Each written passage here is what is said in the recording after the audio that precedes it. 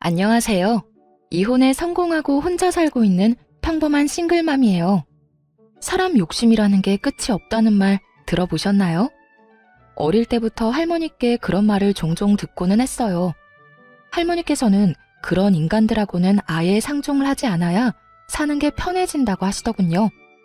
하지만 살면서 그처럼 욕심 많은 인간을 만나본 적이 없어서 그런지 그 말을 얼마 전까지는 실감하지 못했었죠. 그리고 이혼을 하면서 그런 인간의 바닥까지 본 것 같은 기분이 들었고 이렇게 사연글을 쓰게 됐네요. 저는 부동산을 가진 아버지의 외동딸로 태어났고 커서는 아버지의 부동산을 관리하는 일을 시작했어요. 남편은 우연히 만났지만 여러모로 대화가 통해서 결혼을 하게 됐고요. 남편은 연애 시절엔 굉장히 잘해줬지만 결혼하면 남의 편이라는 말이 맞긴 하더군요. 모든 일에 자기 부모님을 최우선으로 두길 바라더라고요. 그 마음을 이해하지 못하는 건 아니에요. 사람 마음이야 다 비슷하잖아요. 아마 저도 마찬가지일 거고요. 그때와 같은 일이 벌어진다면 저 역시 저희 부모님을 최우선으로 두고 싶을 테니까요. 무슨 일이냐고요? 결혼 3년 차에 시부가 암에 걸리셨거든요. 이미 진행되고 있는 상황이었기에 솔직히 상태가 좋은 건 아니었어요. 모두가 침울해하고 있는 그때 시모가 그러더군요.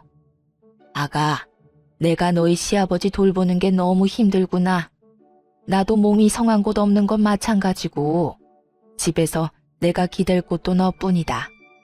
네가 시간 날 때 너희 시아버지 병간호 좀 해주면 안 되겠니? 별거 할 건 없어. 어차피 일은 간병인이 할 테지만 워낙 세상이 흉흉해 믿을 수 없으니 말벗 정도만 해주라는 거야. 솔직히 말하자면 정말로 거절하고 싶은 마음이었어요.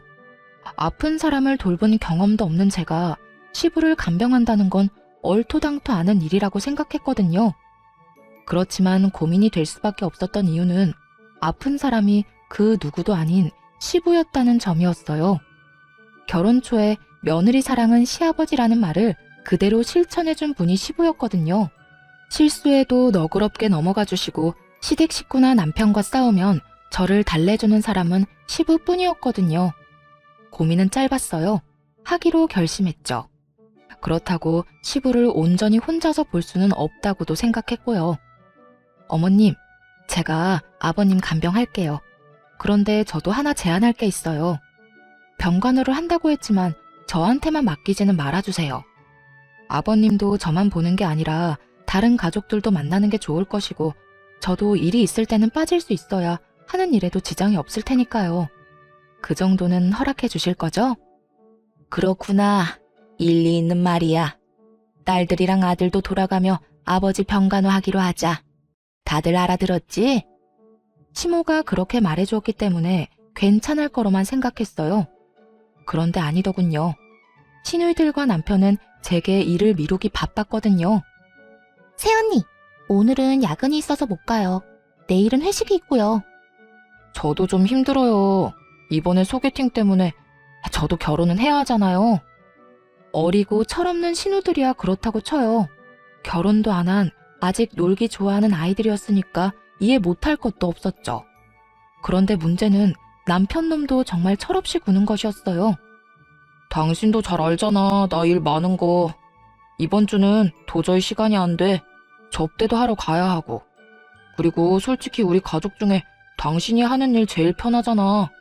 앉아있기만 해도 돈 들어는 관리인인데 내 생각도 좀 해줘. 가뜩이나 쉬는 날도 별로 없는데 그런 날까지 아버지 수발 들러 가야겠어? 이런 건 당신이 좀 해줘도 되잖아. 100번 양보해서 여기까지도 참을 수 있긴 했어요. 열은 받았지만요. 그러나 이해할 수 없는 시모의 행동은 마치 불난 집에 부채질을 하는 것 같았죠. 예, 나 오늘 모임 있다. 내 간병 차례인 거 알기는 하는데 저번부터 잡혀있던 약속이라 미룰 수가 없네. 그러니까 네가 나 대신 오늘 병간호 좀 하거라. 솔직히 별로 할 것도 없잖니. 그리고 시아버지가 아프면 며느리가 모시는 게 어떻게 보면 당연한 도리 아니니. 그러니까 너도 며느리 도리한다고 생각하고 시아버지 잘 모셔. 너도 우리랑 가족이 되고 싶잖아. 이번이 그 기회라고 생각하면 되지. 그런 말을 하며 제가 시부를 모시는 것을 정당화하려고 하더군요. 그렇게 장장 3년을 시부를 돌봤어요. 그 정도 기간이 제 한계였네요. 아무리 시부가 잘해줬다고 하지만 이제는 항암 치료뿐 아니라 치매 증상까지 나타났거든요. 그렇게 되니 더는 감당할 수 없겠더라고요. 그래서 가족들이 있는 곳에서 말했죠. 아버님, 이제 더는 못 모시겠어요. 저도 요즘 바빠서 시간 내기 힘들어요. 그리고 다들 저한테 맡기고 자기 스케줄 보러 가잖아요. 제가 여태 모신 만큼 당분간은 다른 분들이 아버님 모셔주세요. 당신은 어떻게 그런 소리를 아무렇지도 않게 해? 갑자기 당신이 이러면 우리는... 그리고 아버지가 당신 많이 의지하잖아. 나라고 기분이 좋겠어? 하지만 당신, 아버님이 어떤 상태인지 요즘 제대로 본 건 맞아? 치매 증상까지 있으셔. 아직은 경증이라 멀쩡하신 시간이 많지만 앞으로 얼마나 더 나빠지실지 알 수 없다고. 하긴 당신은 나한테 맡겨놓고 골프 접대하러 다니느라 몰랐겠지. 뭐? 영업하면 그 정도 할 수도 있는 거지. 그걸로 이러는 거야? 당신이야말로 아버지를 위해 이 정도도 못해? 하고 싶으면 가족들이 하면 되잖아. 아버님 가족들. 그 가족들이 아버님 안 돌보고 방치한 게 자그마치 2년이 넘어. 1년은 그나마 왔다 갔다 정도는 했지. 그런데 2년 동안 다들 어땠어? 나한테 떠맡기고 다들 밖으로만 나돌았잖아. 나도 이제 더 이상은 못해. 집에서 아버님 수발 들고 싶으면 당신이랑 아가씨들 그리고 어머님이 알아서 해. 예, 나까지 싸잡아 그렇게 말하면 어쩌니? 나도 너희 외조모가 아파서 병원에 다니고 있어. 그런데 나더러 친정어머니의 남편까지 보는 건 네가 생각해도 너무하다고 생각하지 않니? 시모의 친정어머니가 편찮으시다는 건 맞는 말이었어요. 하지만 매번 가는 것도 아니었고 아마 핑계라는 표현이 더 맞을 거예요. 어떤 정신 나간 인간이 병원 수발들러 가는데 높은 구두에 치마, 향수에 화장까지 풀 세팅하고 가나요? 수발 들려면 편한 옷이 최고인데. 새언니, 우리도 마찬가지예요. 저희 직장에서 일도 많고 쉬고 싶은 것도 있고 약속도 많아서 시간을 내고 싶어도 시간이 안 나는걸요? 언니가 좀만 더 아버지 돌봐주시면... 언제까지요? 대체 언제까지 저 혼자 아버님 수발 들어야 하는데요? 애초에 제가 병간호하겠다고 한 조건은 가족들 모두 함께 아버님 돌보는 거였어요. 그런데 지금 어떻죠? 저 혼자만 일주일 내내 보고 있잖아요. 아, 그래서 열받았다고? 상황이 이렇게 됐으니 당신이 어느 정도 희생은 해야 할 거 아니야. 여기 다 바쁜 사람들밖에 없는데. 희생이라고 했나요? 진짜 열받더라고요. 아니, 저는 뭐 일 안 하고 쉬는 사람인가요? 저도 건물 관리하려면 생각보다 바빴거든요. 남편은 제가 앉아서 돈이나 받으면 끝인 관리인이라고 생각한 모양인데 그거야말로 틀린 생각이죠. 언젠가는 아버지 부동산을 다 물려받을 테고 그걸 관리하는 법을 아버지에게 배우면서 일하고 있는 것과도 같았거든요. 열받아서 욕이라도 하려다가 좋은 생각이 났어요. 시부 병수발 초창기에 시부가 해준 이야기가 있었거든요. 그걸 이용하면 이 시댁이 뒤집어지는 꼴을 제대로 볼 수 있겠다 싶었죠. 그래? 알았어. 그럼 내가 계속 아버님 수발 들게. 기회를 주려고 해도 제 발로 차버리는데 어쩔 수 없는 거 아니겠어? 이렇게 이야기하니 시모가 의아한 눈으로 제게 물었어요. 기회라니, 그게 무슨 말이냐? 네, 아버님이 초반에 제가 수발 드는 거 보시더니 고맙다고 사망보험은 수령인을 제 이름으로 해주고 싶다고 하셨거든요. 괜찮다고 말씀드렸더니 앞으로 당신 돌보는 사람에게 주시겠다고 하셨어요. 뭐? 그래서 너는 뭐라고 했는데? 제가 며느리이긴 하지만 피가 섞인 가족도 아니고 배우자도 아니잖아요. 그래서 부담스러워서 받지 않으려고 했는데 이러면 어쩔 수 없죠. 제가 아버님 옆에서 계속 눈도장 찍는 수밖에요. 이 말을 듣더니 시모와 신우들의 눈이 휘둥그레지더군요. 그러고는 순식간에 몸을 숙이며 말하더라고요. 예, 그런 일이 있었으면 미리 말했어야지. 앞으로는 네가 아버지 찾아오지 않아도 된다. 우리가 알아서 할게. 그래, 요즘 우리가 좀 무심하긴 했어. 앞으로는 이 애미가 아버지 옆에 꼭 붙어 있으마. 시모가 그렇게 말하자 신우들이 옆에서 아우성쳤어요. 엄마, 새치기 하는 게 어딨어. 우리도 아버지 볼 거야. 날짜 정해서 똑같은 시간만큼 보도록 해. 그거 아니면 절대 안 된다고. 일단 주말은 다 빼서 나 줘요. 나는 일하느라 바쁘잖아. 어머니랑 동생들은 일도 안 하는데 주말까지 붙어 있을 이유가 어딨어? 그러니까 무조건 주말은 빼줘야 해요. 네 동생들도 평일에는 일하지 않니? 그러니까 주말을 너희 셋이서 나누고 평일에는 내가 너희 아버지한테 가 있으마. 와이프가 있어야 마음이 안정되지. 아무것도 못하고 그저 시키는 대로만 하는 너희들이 가서 도움될 거 하나도 없어. 엄마가 아버지 독점하려고 하는 거죠? 그럼 일 마친 저녁 시간이라도 우리한테 줘요. 우리도 얼굴 도장 찍을 시간이 필요하다고요. 엄마 혼자서 다 차지하려고? 동생들 말이 맞아요. 어머니 혼자 다 차지할 생각이시면 잘 생각하셔야 할 거예요. 저희는 그렇게 못 놔둬요. 저희도 아버지 볼 권리가 있다고요. 남편 놈까지 그 보험금에 넘어가서는 권리를 운운하고 있는 꼴이 너무 웃겼어요. 속으로 진짜 소리내서 웃고 싶은 거 겨우 참고 있었네요. 그렇게 나한테 떠넘기려고 혈안이 됐던 네 사람이 이제는 서로 아버지 보겠다고 말다툼하는 것 자체가요. 사실 시부가 보험금 수령인 이야기를 한 건 맞아요. 하지만 해준다고 못박아 말씀하신 건 아니었죠. 게다가 중요하게 한 이야기도 아니었고 정말 딱 한 번 초반에 스치듯이 말하고 지나갔을 뿐이었어요. 하지만 그런 대화가 있었다는 것만으로도 네 사람이서 박 터지게 머리 쓰며 싸우더라고요. 서로 시부를 돌보겠다고 하는데 아우, 속에 막힌 돌덩이가 쑥 내려가는 기분이랄까요? 그렇게 수발드는 모임에서 드디어 한 발 빠지게 됐죠. 돈 앞에 장사 없다는 걸 깨닫게 되었네요.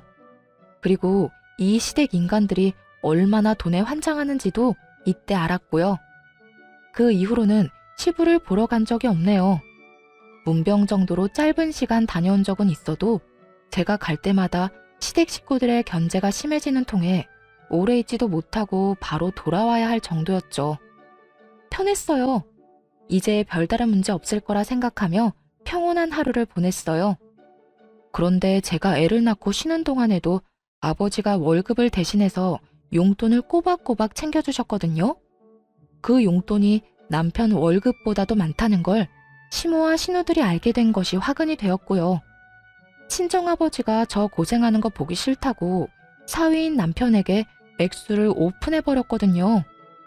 이 정도까지는 도와줄 테니 내 딸한테 무리시키지 말라고 으름장을 놨던 거죠. 뭐 그런 말을 들었다고 사람이 금방 바뀌는 건 아니었지만요. 대신 시모와 신우들의 눈이 바뀌긴 했죠. 얘, 너 혹시 돈 좀 있니? 네 시아버지도 저렇게 아프고 내가 돈 쓸 곳이 있는데 돈 나올 곳은 없으니까 힘들구나. 혹시 돈을 좀 빌려줄 수 있어? 한 300만 원이라도. 많이 급하신가 보네요. 용돈으로는 감당하기 어려운 금액이기도 하고. 그런데 제가 그냥 빌려드릴 수는 없고 차용증을 썼으면 좋겠어요. 제가 아버지에게 용돈을 받긴 하는데 그 돈이 다 아버지 명의 계좌에 들어가 있어서 그냥 드릴 수는 없거든요. 괜찮으시겠어요? 괜찮다마다. 차용증이야 얼마든지 써줄 수 있어. 그러니까 좀 부탁한다. 염치가 없다고는 생각한다만 그래도 이렇게 도와줄 사람이 옆에 있는데 대출이나 금융기관 돌아다니는 것도 웃기지 않니? 어차피 일을 안 해서 대출 금액도 안 나오겠고 말이지. 주절거리는 시모를 뒤로 하고 차용증을 써줬어요. 그런데 그 뒤로는 신우들도 와서 돈을 빌려가더군요. 웃긴 건 갚을 생각은 않고 계속 빌려만 가더라고요. 마치 ATM에서 돈 꺼내 가듯이 말이죠. 처음에는 별말 안 했어요. 차용증이라는 강력한 문서가 있었으니까요. 남편은 이걸 아는지 모르는지 별 생각이 없어 보였고요. 그렇게 시모와 신우 둘이 빌려간 금액이 2년 만에 1억 정도로 불어나더군요. 당시가 결혼한 지 6년쯤 됐을 때예요.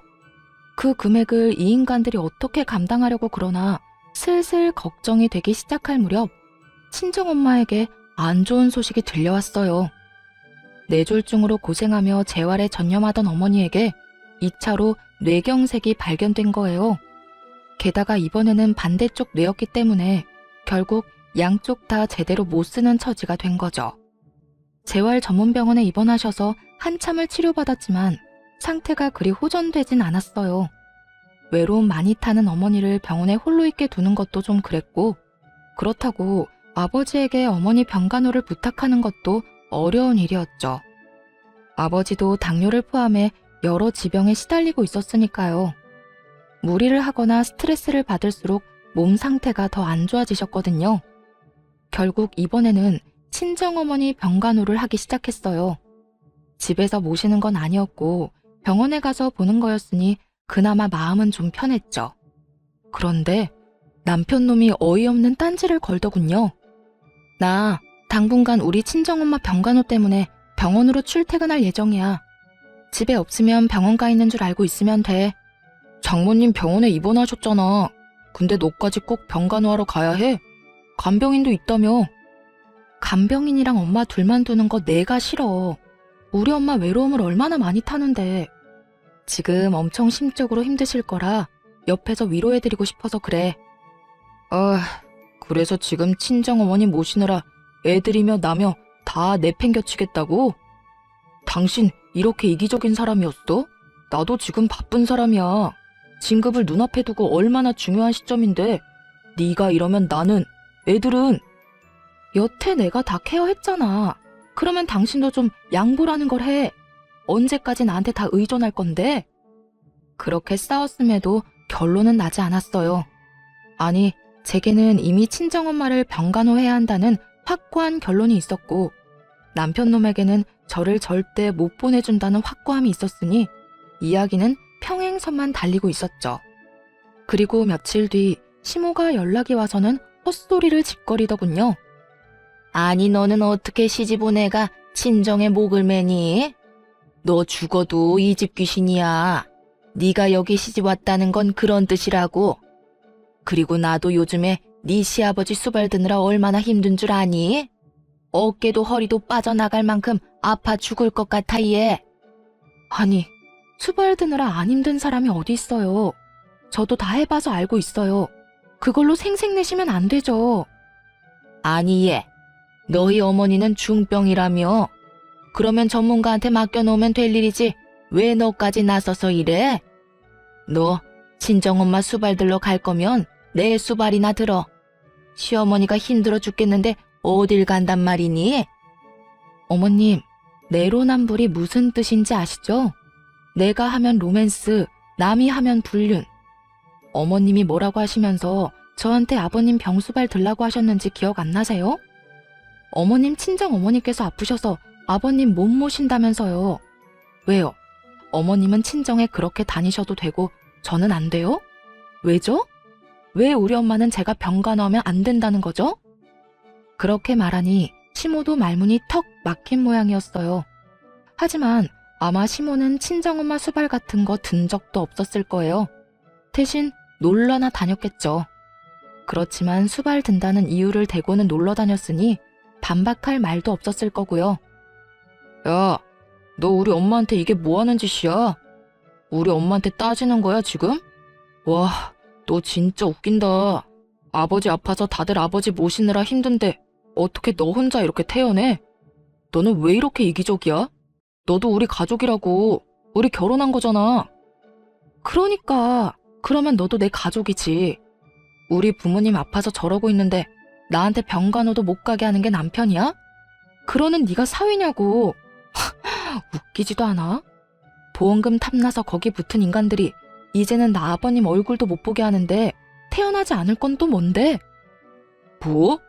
너 지금 말 다 했어? 넷이서 알아서 잘 모시고 있잖아. 나한테는 기회 줄 생각도 없으면서. 그리고 아버님 돌볼 정도로 건강한 어머님한테 내 수발이 필요하다고 생각해? 두 손 두 발 못 쓰는 우리 엄마는 왜 내 병간호조차 못 받게 하냐고 왜?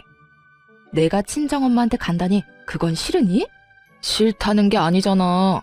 굳이 네가 장모님을 모실 필요가 있느냐는 거지. 왜? 아버님 수발에 육아 집안일까지 다 네 거 될까봐 걱정이야? 차라리 그런 이야기를 했으면 가사 도우미라도 붙여두겠다고 했을 텐데 너 노선 진짜 잘못 잡았어. 나 묶어두려는 모양인데 그거 완전 꽝이라고. 이기적인 인간? 그거 너 이야기 아니야? 한바탕 화를 내고는 시댁에서 혼자 나왔어요. 있어봐야 좋은 소리 들을 것도 없고 열만 받았을 테죠. 그리고 저 인간들은 지금 자기들이 뭘 잘못하고 있는지도 몰랐어요. 제가 성격도 모르고 있었고요. 저는요, 한 번 아니다 싶으면 영원히 아닌 사람이거든요. 인내심이 많은 것은 착해서가 아니라 한 번 결정하면 인연을 확 끝내버리기 때문에 기회를 여러 번 주는 것이라는 걸 저것들이 모르고 있었다는 거죠. 그래서 이참에 끝을 내주기로 했어요. 그 길로 친정엄마가 입원한 병원으로 갔고 외박계를 신청했죠.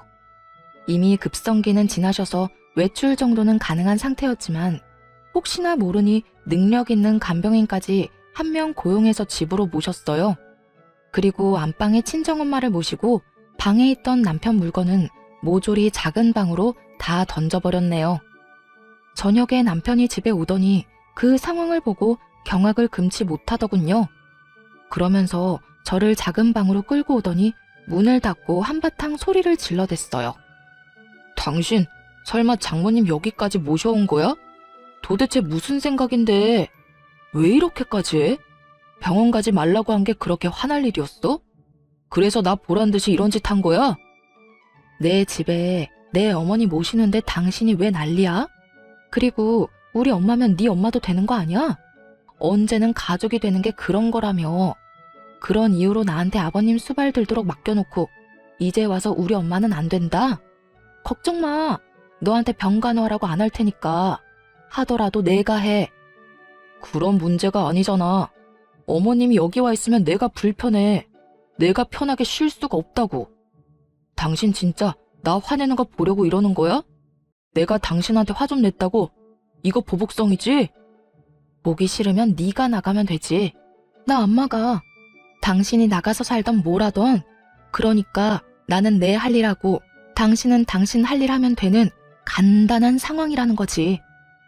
와, 내가 이 집 주인인데 왜 내가 나가는 건데? 나는 못 나가. 만약 나 쫓아내면 우리 이혼하는 거야.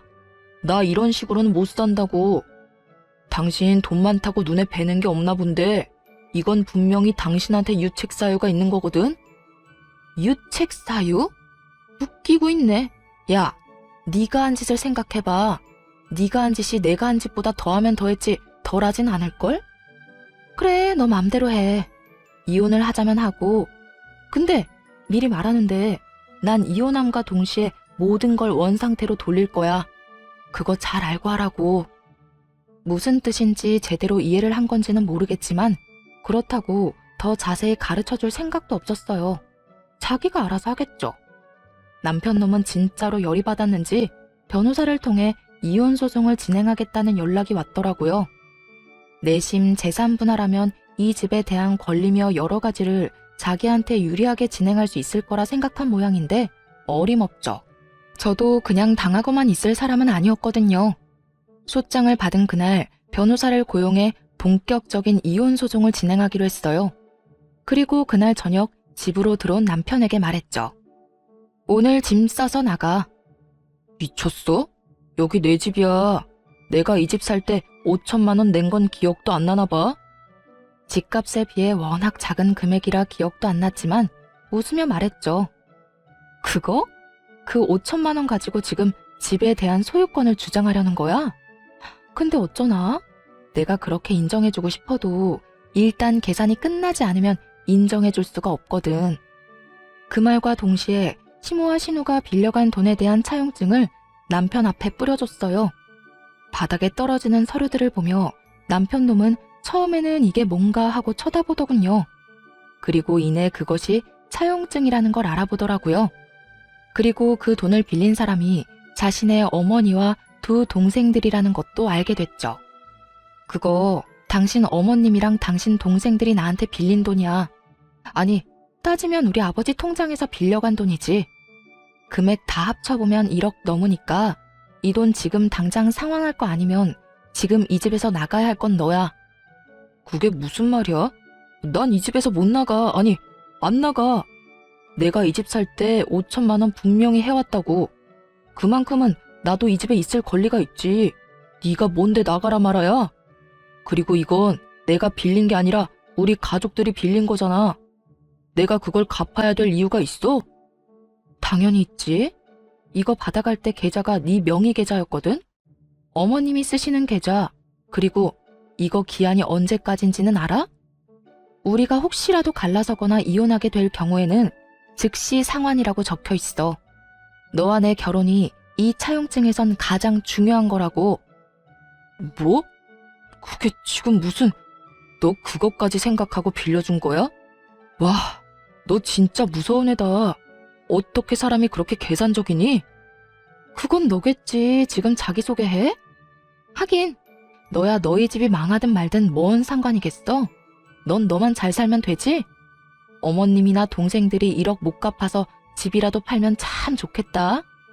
그런데 그렇게 되면 너한테 같이 살자고 하지 않을까? 뭐? 너 진짜 그렇게까지 해야겠어? 그렇게까지 해서 돈 받아낼 생각인 거야? 당연한 거 아니야? 이혼하면 나 그 돈 다 회수할 건데 만약 못 돌려줄 거면 이 집이라도 나한테 줘야 원금이라도 줄 거 아니야. 아니면 이 집에 대한 5천만 원 주장하고 1억을 다 갚으려고? 난 뭐 그것도 괜찮아. 1억이 어디서 나오느냐가 너한테 문제지 나한테 문제겠어? 남편 놈은 얼굴이 시뻘개져서는 이게 도대체 무슨 말이냐며 난리를 치더군요. 남편 놈이 화를 내거나 말거나 짜증을 내거나 말거나 남편 짐부터 다 꺼냈어요. 그리고 거실에 차곡차곡, 아니 내팽개쳤죠. 남편은 그런 건 관심도 없는지 차용증부터 확인하더군요. 그게 진짜인지 확인하고 싶었던 모양이에요. 아니 그런데 설마 가짜를 들이밀었겠어요? 물론 원본이 아니라 사본이긴 했죠. 원본을 보여줬다가 무슨 일이 일어날 줄 모르니까요. 남편 놈은 거기에 찍힌 시모와 신우의 도장 그리고 사인까지 확인한 뒤에야 정말로 당황하기 시작하더군요. 그러더니 황급히 주머니를 뒤져 시모에게 전화를 걸더라고요. 엄마 왜 우리 와이프한테 돈을 빌렸어? 그것도 다 합쳐보니까 1억이나 되잖아. 1억? 무슨 소리니? 나는 그만큼 많이 안 빌렸어. 내가 빌린 건 한 3천만 원인가 4천만 원인가 그 정도밖에 안 되는데 무슨 1억이니? 엄마뿐만이 아니라 동생들도 와이프한테 돈을 빌렸던데 세 사람이 우리 와이프한테 빌린 돈이 자그마치 1억이야 1억. 이 돈 어떻게 할 거야? 어떻게 하긴 뭘 어떻게 해? 야, 며느리 돈이 네 돈이야. 그래서 빌린 거지. 너희가 이혼 안 하고 잘 살기만 하면 안 갚아도 되는 돈이잖아. 나 죽으면 내가 사는 집으로 대신해서 갚든지. 어차피 이거 다 너한테 유산으로 내려갈 거잖니. 엄마는 그렇게 어렵게 생각 안 해. 왜? 네 마누라가 그 돈 갚으래? 아 진짜 엄마는 내 인생에 도움이 하나도 안 돼. 그렇게 돈을 빌리면 어떡하냐고. 동생들도 마찬가지야. 엄마가 돈 빌리니까 동생들도 돈 빌렸겠지. 그럴 땐 엄마가 따끔하게 얘기해야 되는 거 아니야? 왜 남의 돈을 자기 돈처럼 빌렸어? 왜 나한테 화를 내고 난리니? 아니, 무슨 일인데? 무슨 일 때문에 지금 그거 가지고 전화해서 엄마한테 이러는 건데? 나 지금 집 뺏기게 생겼어. 나 이 집 5천만 원이나 주고 그나마 지분을 가지고 있었는데 그거 다 뺏기게 생겼다고. 지금 빈털터리로 쫓겨나게 생겼어. 아니, 빚만 5천만 원 생긴 거라고. 아니, 네가 왜 쫓겨나? 너 며느리랑 싸웠니? 그래서 그래? 그것 때문에 며느리가 너 보고 집 나가래? 내가 이혼하자고 했어. 장모님 모시고 집에서 산다는데 난 그거 싫다고 장모님 데리고 오면 집 나가겠다고 했지. 그리고 이혼할 거라고도 얘기했고. 근데 와이프가 정말로 장모님을 모시고 왔더라고. 그래서 내가 이혼 전문 변호사 사서 소장 보냈거든.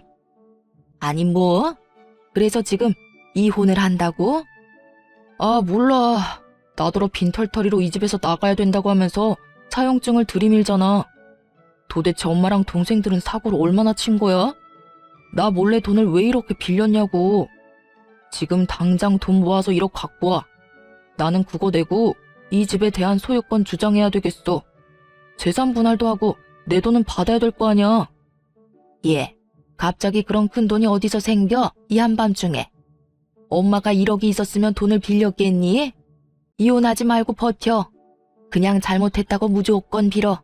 그리고 뭐 장모님이랑 좀 같이 살아도 되지. 1억 안 갚는 대신에 그 정도 할 수 있잖아. 엄마, 내가 싫다고. 나 어른들하고 같이 사는 거 힘들어서 못해. 신경 쓸 게 얼마나 많은지 알아? 몰라. 난 모르겠으니까 엄마한테 이야기하지 마. 네 동생들한테 얘기해서 5천만 원이라도 빌릴 수 있는지 알아보든지.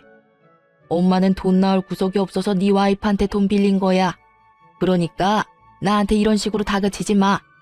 네가 능력이 있었으면 엄마가 네 와이프한테 그랬겠니? 따지고 보면 다 네 탓이지. 어쨌든 엄마한테는 돈 달라고 얘기하지 마.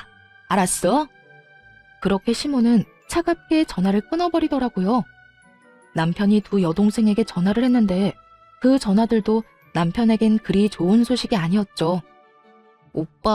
오빠는 도대체 무슨 일을 그런 식으로 해? 세연이한테 무조건 잘못했다고 빌어. 알았어? 나 그 돈 솔직히 말해서 갚을 생각 없이 빌린 거란 말이야. 세연이가 워낙 돈이 많잖아. 그래서 빌린 건데 오빠야말로 이렇게 사고를 치면 어떡해.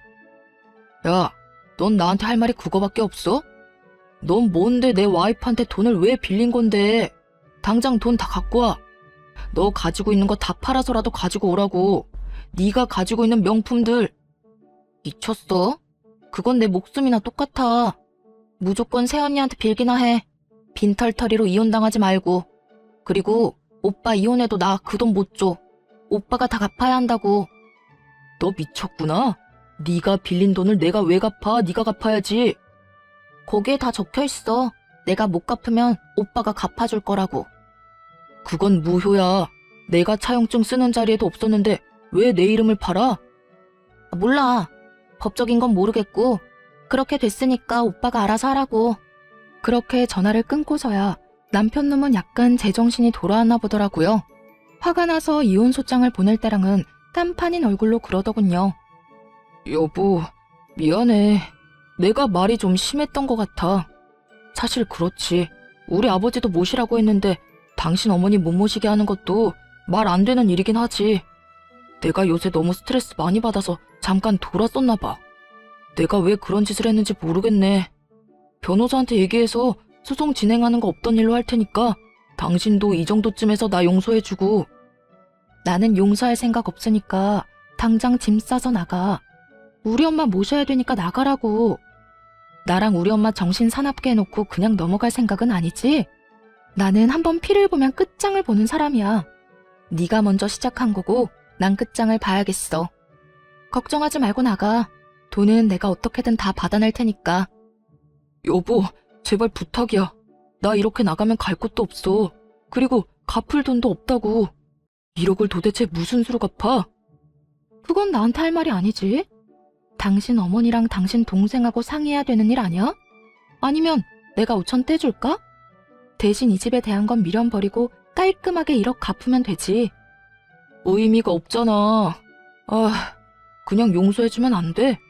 내가 그냥 잠깐 정신 나갔다고 생각하고 앞으로 당신한테 바짝 엎드려서 살게. 이렇게 빌게, 제발. 빌 거 없고 그냥 나가기만 하면 돼. 이혼 서류 다시 보냈을 때 확인했고 우리도 차용증 관련해서는 증거자료 소명할 테니까 그렇게 알아. 그리고 네가 왜 갈 데가 없어? 너 시댁 가면 되잖아.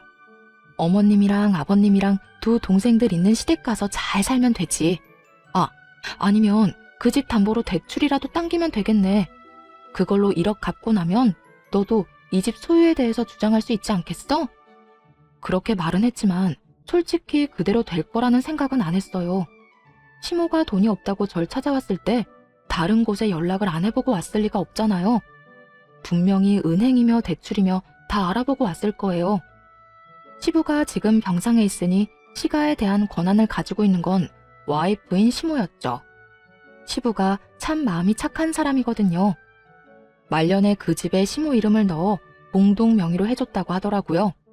그랬으니 분명 자기 지분에 대한 담보대출에 대해서 최소한 물어는 봤을 가능성이 컸죠.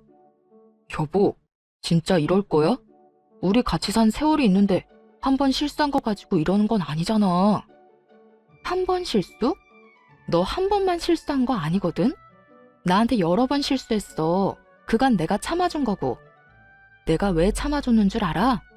난 한 번 아니라고 생각하는 건 끝장을 봐야 속이 시원한 사람이거든. 그래서 끝까지 참아준 거야. 아니 여보, 내가 정말 미안하다니까. 시끄럽고 너랑 나는 여기까지가 끝인 거야. 당장 시댁으로 돌아가. 짐은 내가 알아서 다 챙겨줄게. 그러니까 걱정 말고 나가. 결국 남편 놈은 어깨를 축 늘어뜨리고 시댁으로 돌아갔죠. 돌아가는 내내 아마 자기 머리 쥐어 뜯었을 거예요. 섣부르게 이혼 소장 날린 거 후회하면서. 하지만 뭐가 달라지겠어요? 지가 이혼 소장 안 날렸어도 제가 날렸을 건데요.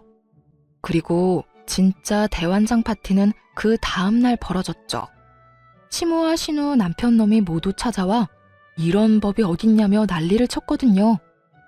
얘, 너 이렇게 사람한테 유예기간도 안 주고 이러는 거 아니다. 이런 일이 있으면 미리 얘기를 하고 우리가 대비를 할 수 있도록 했어야지. 어떻게 이렇게 이혼 통보를 하루아침에 할 수가 있어? 이혼은 남편이 먼저 하자고 한 거예요. 제가 먼저 하자고 한 적 없고 저는 남편이 이혼 변호사 사서 보냈길래 저도 오케이 하고 이혼하기로 결정한 거고요. 제가 통보를 안 한 게 아니라 남편이 어머님한테 얘기를 안 한 거겠죠. 시모는 좌불안석 내내 초조해하는 남편을 째려보더군요. 그러면서 제게 말했어요. 예, 결혼이라는 게 그렇게 쉬운 게 아니고 이혼이라는 것도 그렇게 쉬운 게 아니야. 어렵게 맺어진 인연 어떻게든 보듬고 양보하고 서로 함께 걸어가며 살아야 하는 거지. 이렇게 화난다고 막 이혼하고 그러는 거 아니다. 너도 다시 한번 생각해봐라, 응?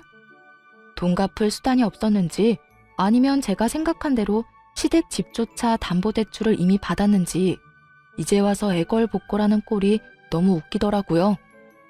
저는 이혼소송 계속 진행할 거고요. 이혼할 때까지 할 거예요. 그리고 돈도 다 받아낼 거예요. 저한테 와서 이러지 마시고 돈이나 어떻게 상환할지 가서 상의해보세요. 차갑다 못해 서리빨이 부는 제 목소리에 결국 아무도 대꾸 못하고 나가버리더군요. 제가 며느리로서 가족이 되려고 노력했을 때는 자기들이 떵떵거리며 저한테 큰 소리 칠 수 있었겠지만 이제 이혼을 눈앞에 두고 있으니 저한테 그 사람들은 그냥 돈 빌려간 사람일 뿐이잖아요. 그 사람들한테는 내가 돈을 빌려준 사람이고요. 그러니 이렇게 저자세로 나오는 것도 당연한 일이었죠. 그런데 이렇게 정신없는 와중에 시댁에는 또 사건이 터졌더라고요. 시부가 결국 흡인성 폐렴으로 앓다가 돌아가시게 된 거였어요. 그간 치매까지 중증으로 진행돼서 굉장히 힘든 상황이었는데 시부가 돌아가셨다니 슬프긴 하더라고요. 게다가 시부는 돌아가실 때까지 워낙 아프셔서 평생 모으신 돈을 치료비로 끌어다 쓰신 걸로 알아요. 그래서 이렇다 할 재산도 없고 시모가 살고 있는 집이 전부라고 알고 있었거든요. 그런데 그 와중에 시모와 신우들은 시부의 사망보험금에만 다들 정신이 팔려있더군요. 하긴 그게 나오면 저한테 1억 갚고 집에 관해서도 주장할 수 있으니까요. 뭐 그렇다 하더라도 저야 위자료를 청구하면 되기에 별로 큰 문제는 되지 않았지만요. 그런데 정말 그들에게 경악스러울 법한 상황이 발생했어요. 저도 이런 상황이 생길 거라고는 꿈에도 상상조차 못했네요. 야, 너 이게 어떻게 된 일이니? 왜 우리 남편 사망보험금 수령인이 너 이름으로 돼 있는 거야? 그 이야기를 듣는데 깜짝 놀랐어요. 시부가 지나가듯 했던 한마디, 그것도 해줄까 싶다라고 지나가는 말로만 들었을 뿐이었거든요. 그런데 정말로 제 이름으로 되어 있었다니. 저도 모르죠. 보험회사에 연락해 보셨어요? 보험사를 이야기하자 시모의 눈에 띄게 당당하던 기색이 줄어들더군요. 뭔가 있다 싶었어요. 설마 시모가 그런 조사도 안 해보고 이렇게 따질 사람은 아니라고 생각했지만 도대체 어떤 상황이길래 갑자기 저러는지 알 수가 없었죠. 말해보세요. 보험회사에서는 뭐라고 하는데요? 대답이 없길래 직접 보험 설계사에 전화를 해서 물어봤어요. 그랬더니 그 설계사가 이렇게 말하더군요. 아유, 며느님이 아버님한테 얼마나 잘했는지 나한테 전화와서는 자기 사망보험 수령인을 며느리로 바꾸고 싶다고 하시더라고요. 그래서 제가 같이 가서 바꾸는 거 도와드렸죠. 그게 언제였는데요? 그때는 치매 진단받기 전이라 아무 문제 없이 처리됐을 거예요. 암 진단받은 지 2달 만에 바꾸신 거라 저도 의아해서 물어봤더니 며느리가 자기 수발 드느라 고생이 많다고 이거 주고 가면 손자에게도 도움이 되지 않겠냐고 하시더라고요. 보험 설계사의 이야기를 듣던 시모가 혀를 차며 말하더군요. 그 인간이 뭘 잘못 먹어도 한참 잘못 먹었지. 병간호하고 2달 만에 수령인을 바꿔? 아니, 돈 많은 며느리 걱정을 왜 해? 돈 없는 우리나 걱정해야지. 아마 아버님은 저희가 이혼할 거라고는 생각 안 했겠죠. 우리가 이렇게 틀어질 거라는 생각도 못 했을 테고요. 그래서 아무 생각 없이 제 앞으로 보험금 수령인을 남긴 것 같아요. 게다가 그건 다른 가족들에게 경고의 메시지이기도 했을 거예요.